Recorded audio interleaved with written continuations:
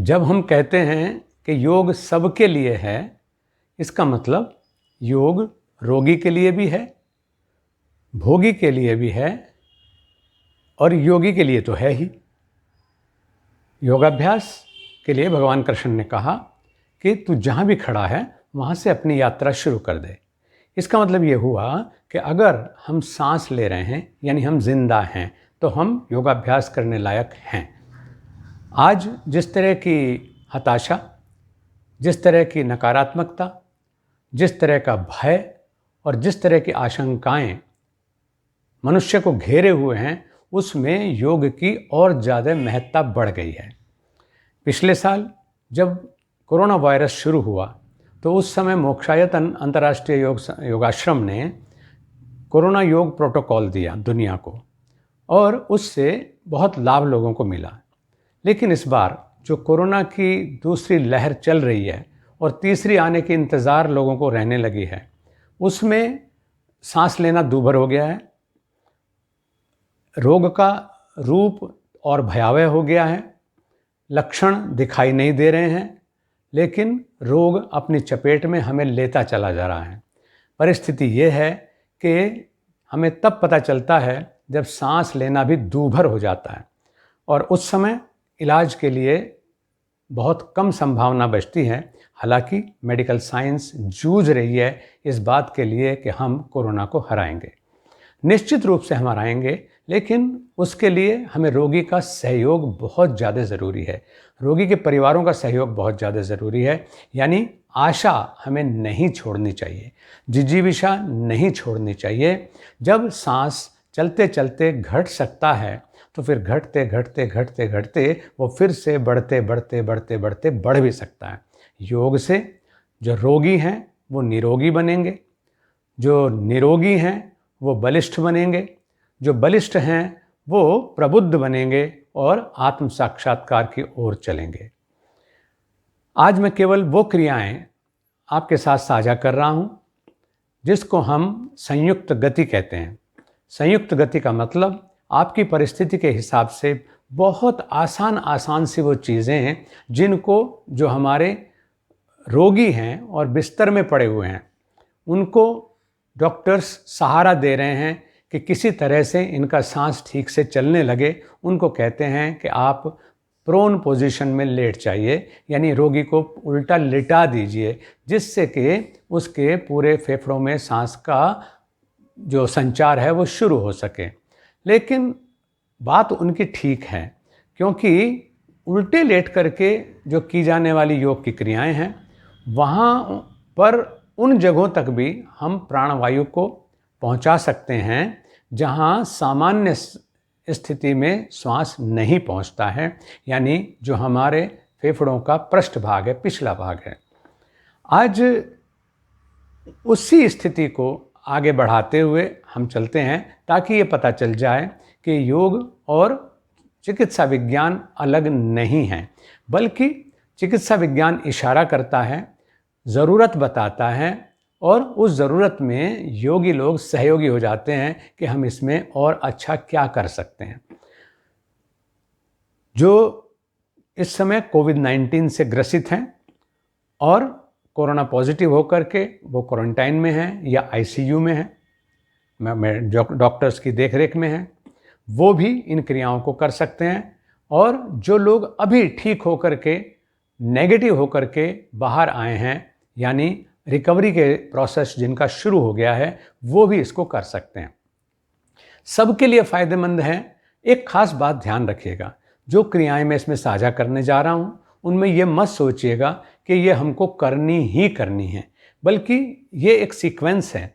जिस सीक्वेंस को आप शुरू करेंगे तो अगली क्रिया के लायक आप हो जाएंगे, उसको आप करेंगे तो फिर उससे अगली क्रिया के लायक हो जाएंगे। कुल मिलाकर के ये हुआ कि आप ज़ीरो से हीरो बनने की तरफ फिर से चलेंगे। कोई निराशा की बात नहीं है, क्योंकि हमें ऋषियों ने यही कहा कि जब तक श्वास चल रहा है तब तक हम योग साधना कर सकते हैं। और इसीलिए योगाभ्यास के लिए कोई आयु निश्चित नहीं की है, कोई उम्र, कोई जो है जाति निश्चित नहीं की है, बल्कि ये कहा कि जहाँ भी तुम हो, जिस स्थिति में भी तुम हो, पत्रम पुष्पम फलम तोयम ये भक्त्या में प्रयच्छति, उस स्थिति से तुम भक्तिपूर्वक मेरी ओर चलो, मैं निश्चित रूप से योगक्षेमम वहम में हम, मैं आपको योगक्षेम की प्राप्ति कराऊंगा, ऐसा भगवान कृष्ण कहते हैं। आइए फिर शुरू करते हैं आज का सफ़र। और इसके लिए बिल्कुल वही जो डॉक्टर साहब ने कहा कि पेट के बल लिटा दीजिए मरीज़ को, या मरीज़ को कहें कि आप पेट के बल लेट जाइए, वहाँ से शुरुआत करते हैं। और मुझे ध्यान से देखिएगा, सारी क्रियाएं मैंने कहा करनी ज़रूरी नहीं है, जो आप कर सकते हैं उनको आप करेंगे, उसका आपको फ़ायदा होगा। ऐसा नहीं है कि कोई क्रिया बीच में छूट गई तो उसका आपको नुकसान हो जाएगा, क्योंकि इसीलिए शायद एक्सपर्ट गाइडेंस की वजह से ही ऋषियों ने कहा होगा कि गुरुपदिष्ट मार्गेण योगमेव समभ्यसेत, जैसा आपको बताया जा रहा है उसके हिसाब से योगाभ्यास करिए और रिस्क फ्री प्रैक्टिस करके अपने आप को फिर से स्वस्थ बनाइए। आइए लेटते हैं। सबसे पहले आपको बता दिया गया कि आप पेट के बल लेट जाएं और पैरों को ऐसे खोल करके, सिर को हथेलियों के ऊपर टिका करके, बदन को बिल्कुल ढीला छोड़ करके लेटें। सांस जैसा चल रहा है उसको चलने दें। वो स्वाभाविक है कि जैसे बैठे हुए में आ रहा था या जैसे कमर के बल लेटे हुए में आ रहा था, उससे अच्छा अपने आप आना शुरू हो जाएगा। इस स्थिति को अच्छी तो है, लेकिन ये ना सोचें कि बहुत ज़्यादा देर करनी है, क्योंकि बहुत ज़्यादा देर अगर इसको करते हैं तो इसके कुछ नुकसान भी हैं। उसकी चर्चा मैं इस समय नहीं कर रहा हूँ। केवल ये कहा कि आप केवल ये सोचें कि मुझे 10 से 15 श्वास इस तरह से लेटना है। जब आपके 5 श्वास हो जाएं तो उसके बाद आप इन हाथों को भी हटा दीजिए और माथे को ज़मीन पर रख लीजिए, पैरों को मिला लीजिए। ऐसा करने से आपके श्वास थोड़े से और लंबे हो जाएंगे। आप देखिएगा, अनुभव करके देखिएगा।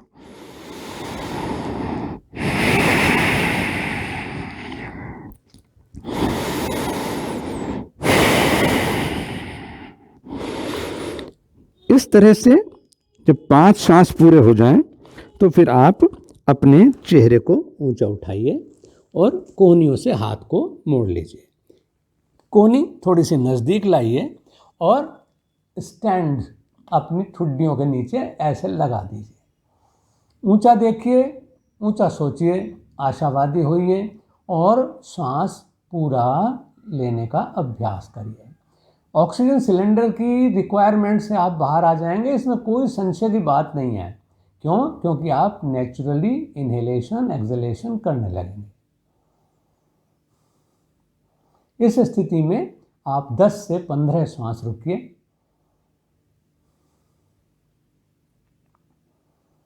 मज़ा है, सज़ा नहीं है।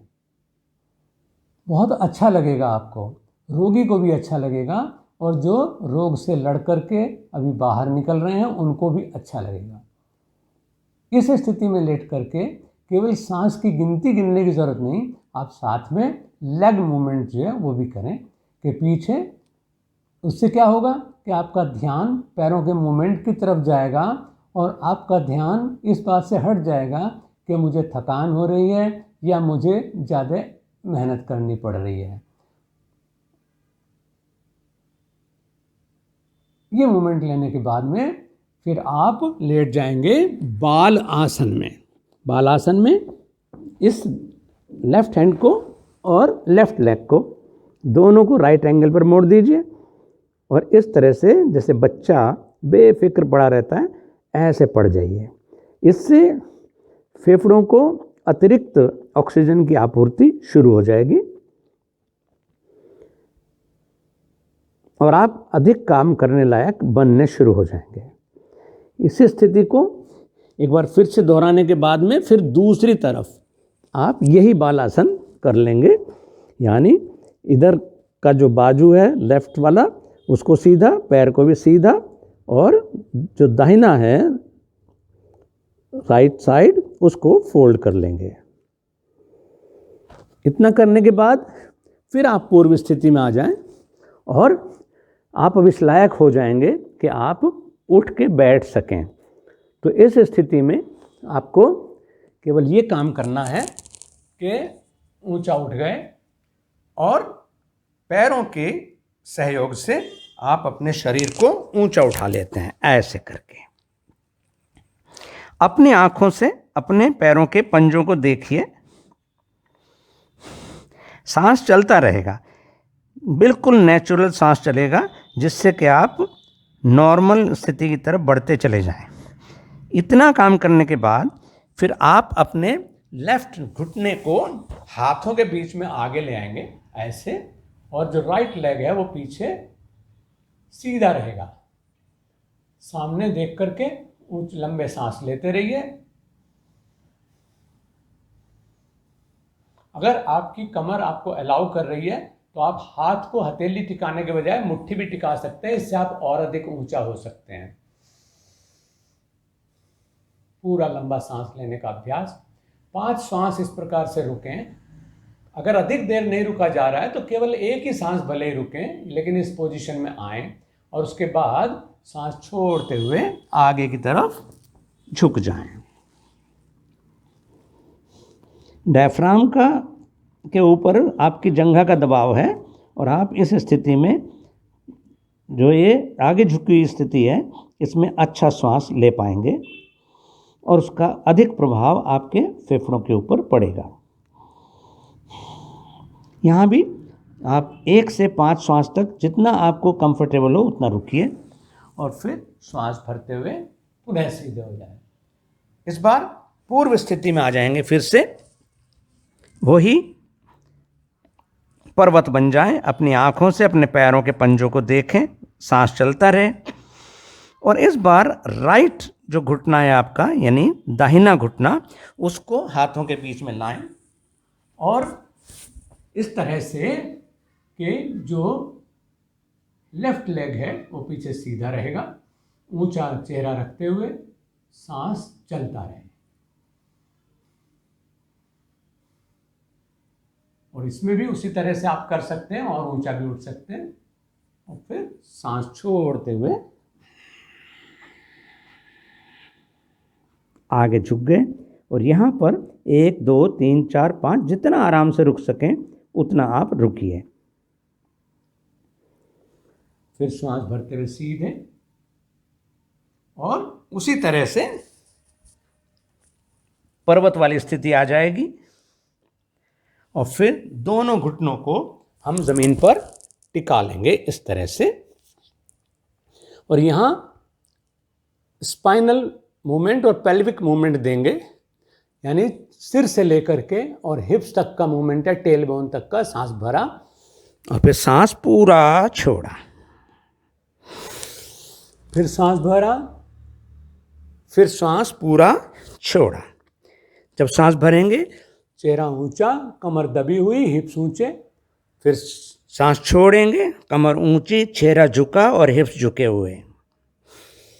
ये कार्य करने के बाद जितना आपको 1 से 5 सांस तक, जितना आपकी स्थिति आपको अलाउ करे उतना करिए और फिर सांस छोड़ते हुए आगे की तरफ इस प्रकार से पसर जाएंगे। श्वास चलता रहेगा। सभी क्रियाओं में श्वास बिल्कुल सहज रहेगा, जैसा आपका शरीर आपको अनुमति दे। फिर यहाँ से इसी तरह बिलाव वाली स्थिति में ही आएंगे और एक साष्टांग प्रणाम जिसको हम कहते हैं कि 8 अंग जमीन पर छुएंगे। अभी हमारे 6 अंग जमीन को छू रहे हैं, जो मस्तक और सीना, इसको भी जमीन पर लगा देते हैं और फिर इसी स्थिति में ऊंचा उठ जाते हैं और फिर से बिला यही स्थिति ले लेते हैं प्रसरित गुरु प्रणाम वाली, जिसमें हम परमेश्वर के सम्मुख श्रद्धापूर्वक नमन करते हैं। इस स्थिति के बाद फिर अगली स्थिति इसमें आती है, जिसमें हम घुटनों को चौड़ा खोल लेते हैं। ऐसे खोल के बैठेंगे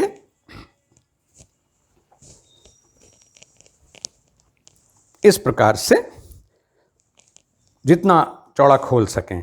और अगर आपको घुटने में कोई असुविधा है, घुटना नहीं वैसे फोल्ड कर सकते हैं, तो आप कुर्सी पे बैठ करके भी इस स्थिति को कर सकते हैं। क्योंकि मैंने पहले ही कहा कि ये जो सीक्वेंस है, इस सीक्वेंस में मैक्सिमम ऑक्सीजन आपके शरीर को मिलनी है, और ये इतना एट ईज़ बनाया है कि आप इसमें से जो स्थिति आपको अनुकूल नहीं है उसको स्किप कर सकते हैं, उसको आप छोड़ सकते हैं, कोई चिंता की बात नहीं है। अब हम यहाँ पर जो उत्तान मंडूक आसन की स्थिति लेते हैं, जिसमें दोनों हाथों को पूरा ऊंचा फैला दीजिए, खूब अच्छे से सांस लीजिए, और यहाँ मन की स्थिति क्या रहेगी, वो स्थिति कहलाती है सर्व आशा मम मित्रा भवन्तु, मतलब may positivity descend into me from all directions. तो इस तरह से हम दसों दिशाओं से अपने मन को पॉजिटिव रखते हुए एनर्जी को गेन करते हैं कि हम इन उंगलियों के माध्यम से दसों दिशाओं से सकारात्मक शक्तियों को ग्रहण कर रहे हैं। ये पोजीशन लिए हुए आपको लंग्स पूरी तरह से दबाव से मुक्त हैं आपके, और आप गहरा आश्वास गहरा प्रश्वास करते रहेंगे। यहाँ पर इस स्थिति में रहते हुए आप ओम का उच्चारण भी कर सकते हैं। वो करेंगे तो आपको और अधिक फायदा होगा, इसको मैं अलग से डिफाइन करूँगा। फिर बाएं हाथ को दाहिने कंधे पर और दाहिने हाथ को बाएं कंधे पर इस तरह ले लेते हैं हम, और यहाँ पर और अधिक अच्छे सांस हमें मिलेंगे। पूरा गहरा सांस भरना, पूरा सांस छोड़ना, सांस चलता ही रहना है। इसी से आपकी जो फेफड़ों की शुद्धता है वो भी बढ़ेगी, ऑक्सीजन का इनटेक बढ़ेगा, और ऑक्सीजन का एक्सपेंशन आपके पूरे ब्लड स्ट्रीम में, रक्त संचार में होता चला जाएगा। क्लॉटिंग अपने आप खत्म होगी, क्योंकि ये प्रक्रिया आपके शरीर की अग्नि को बढ़ाने वाली है, दग्ध करने वाली है समस्त विकारों को। फिर से आप हाथों को फैला लेंगे, फिर से वही मन में भाव कि सर्व आशा मम मित्रा भवन्तु, और उसके बाद हाथों को सामने ज़मीन पर टिका देते हैं, सांस छोड़ते हुए जैसे डिम्ब होता है, यानी किसी पक्षी का बच्चा वो ज़मीन पे गिरा होता है, उस तरीके से अपने आप को बिल्कुल ढीला छोड़ दीजिएगा।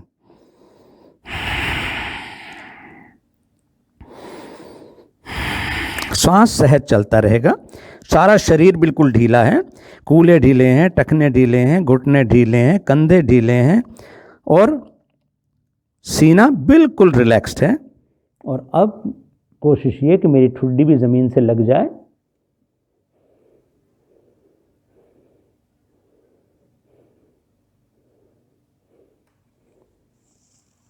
हाथ का सहारा लेते हुए ही वापस आ जाते हैं और दोनों पैरों को ऐसे मिला लेते हैं।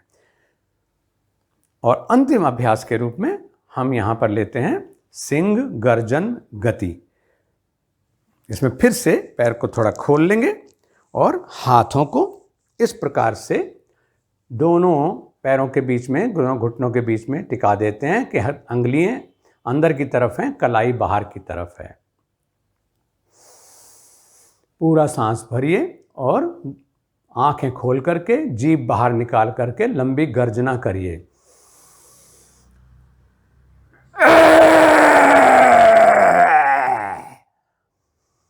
जीभ अंदर कर लेंगे, आंखें बंद कर लेंगे, श्वास को सहज चलने देंगे। फिर से सिंह की तरह से आत्मविश्वास भरें, आंखें पूरी खोलें, चेहरे को दमकने दें, पूरा सांस भरें, जीभ को पूरा बाहर निकालें, लंबा गर्जन करें, नाभि तक उसका प्रभाव जाने दें।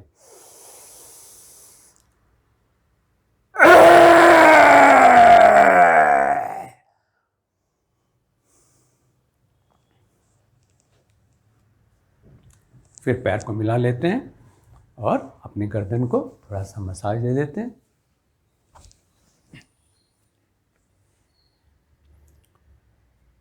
अंतिम अभ्यास जो हमारा है वो, उसको हम प्राणायाम कह सकते हैं।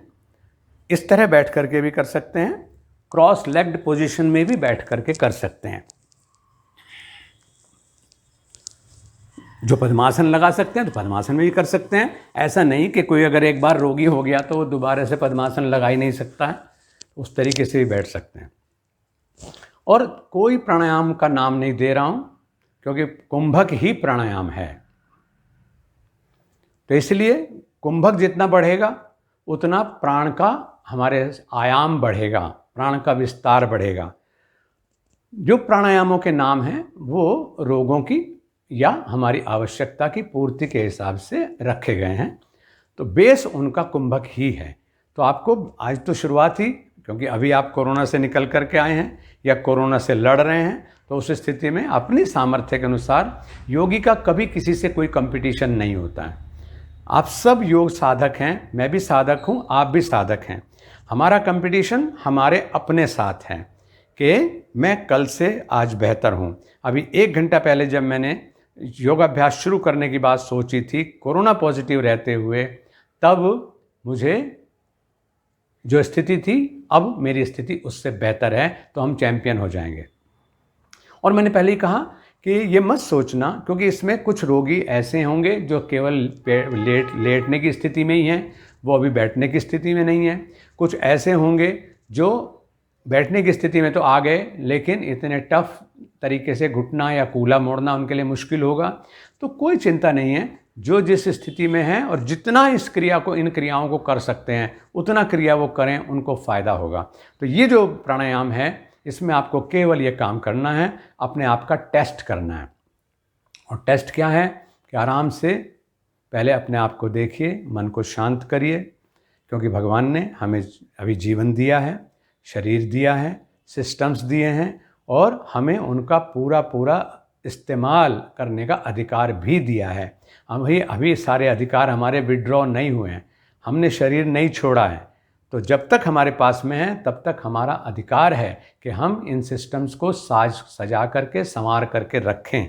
उस आधार पर आप सांस ले सकते हैं, इसलिए सांस लीजिए, और नाक से जब पूरा सांस आपका, जितना सांस आप भर रहे हैं उतना भर करके ज़रा सा रोक लीजिए, और जब लगे कि अब ज़्यादा नहीं रुकेगा तो उसको छोड़ दीजिए। हो सकता है आप केवल 5 सेकंड रोक पाएँ, हो सकता है कुछ भाई 10 सेकंड रोक पाएँ, लेकिन अगर आपकी 5 सेकंड रोकने की क्षमता है तो आप 4 सेकंड ही रोकिएगा। अगर आपकी 10 सेकंड रोकने की क्षमता है तो 8-9 सेकंड ही रोकिएगा, जिससे कि आप अपने आप को कंफर्टेबल महसूस करें, क्योंकि योग में मज़ा है, सज़ा बिल्कुल नहीं है। तो अगर आप कंफर्टेबल नहीं हैं, इसका मतलब योगाभ्यास में कुछ गड़बड़ हो रही है। तो कंफर्टेबल स्थिति हमारी रहनी चाहिए। धीरे धीरे अगर आप ये महसूस करने लगेंगे, नहीं अब तो मैं आधा मिनट सांस रोक पा रहा हूँ, तो आप समझिए कि आप बिल्कुल स्वस्थ हो चुके हैं और आप अब अपनी नित्य जो क्रियाएं हैं उनको कर सकते हैं। तो आज जो मैंने ये एक विशेष एक संयुक्त गति नाम दिया है, ये इसी सीक्वेंस में आप एक एक बार सारी क्रियाओं को करेंगे। अगर जब आप लगे कि एक राउंड नहीं, आज तो मैं 2 कर सकता हूँ, तो फिर इसी क्रम से पूरे सीक्वेंस को दोबारा करेंगे। अगर आपको लगता है कि नहीं अब तो मैं और कर सकता हूँ, तो इसी सीक्वेंस से पूरे क्रम को तिबारा करेंगे। यानी पेट के बल लेटने से शुरू होगा, उसके बाद आगे हाथ फैला करके लंबे सांस से की तरफ बढ़ेंगे, फिर दोनों हाथों को ठुड्डी के नीचे लगा करके और पैरों को पीछे मूवमेंट देने वाली स्थिति पे आ जाएंगे। फिर हम बालासन की स्थिति पे आ जाएंगे। बालासन की स्थिति से फिर हम जो हैं बिलावासन की स्थिति में आ जाएंगे। बिलावासन की स्थिति पे आने के बाद फिर हम उत्तान मंडूकासन वाली स्थिति में आ जाएंगे। फिर हम उसके बाद सर्व आशा मम मित्रा भवन्तु की स्थिति में आ जाएंगे। इतना करने के बाद फिर हम प्राणायाम पर आ जाएंगे। बस इतना सा काम करना है और जल्दी से हमें आईसीयू से भी निकलना है। हमको जो क्वारंटाइन पीरियड है उसको भी जल्दी से पूरा कर लेना है। और अगर हम सोचते हैं कि 14 दिन के क्वारंटाइन में हम ठीक होंगे, तो आप जो है 10 दिन में ही ये कह सकें कि नहीं डॉक्टर साहब अब मुझे चेक कर लीजिए, मैं अब शायद पहले से बेटर हूँ। ऑक्सीजन अगर आप तरस रहे हैं ऑक्सीजन के लिए कि सिलेंडर नहीं है, सिलेंडर खाली हो गया, ये हो गया है, तो अगर आप इन क्रियाओं का सहारा लेंगे, अपने श्वास के माध्यम से अपने प्राण पर नियंत्रण करने की शुरुआत कर देंगे, तो आप देखेंगे कि आपको डिपेंडेंसी ख़त्म होती चली जाएगी। क्योंकि जितने भी हमें गैजेट्स मिल रहे हैं, चाहे वो मेडिसिन के नाम पर मिल रहे हैं, चाहे वो ऑक्सीजन के नाम पर मिल रहे हैं, या हमारे जितने भी टेस्टिंग गैजेट्स हैं वो सारे हैं, वो सब हमें सपोर्ट देने के लिए हैं। जिंदा हमें ही रहना है, विजयी हमें ही होना है, निरोगी हमें ही होना है। बस आत्मविश्वास, मैं हूँ और ईश्वर का बल है, ये सोच करके आगे चलिए। जब नहीं रहे हैं वो दिन, तो नहीं रहेंगे ये दिन भी। जब हास अमर हो ही न सका, तो टिक न सकेगा क्रंदन भी। इतना करने के बाद बस अंतिम कार्य एक और करना है, वो है हंसना। क्योंकि दुनिया में कोई भी ऐसा नहीं है जो आपको खुशी दे सके। खुशी आपको खुद ही लेनी होगी। तो जब हमें खुशी खुद ही लेनी है, तो आज क्यों ना ले लें। आज अपनी इस मूर्खता पर हंसिए कि मैं अगर लापरवाही ना करता तो मैं क्वारंटाइन ना होता। इस खुशी के साथ हंसिए कि मुझे अब योग की लाठी मिल गई है।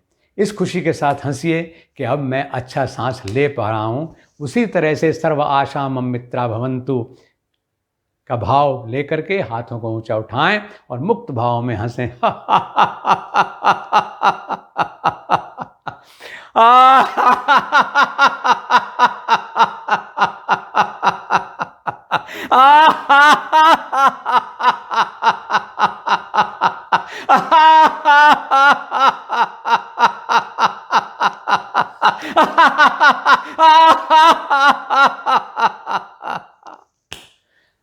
आनंद प्राप्त करें। परमात्मा को इसी रूप में बताया गया है, रसो वै स। ओम।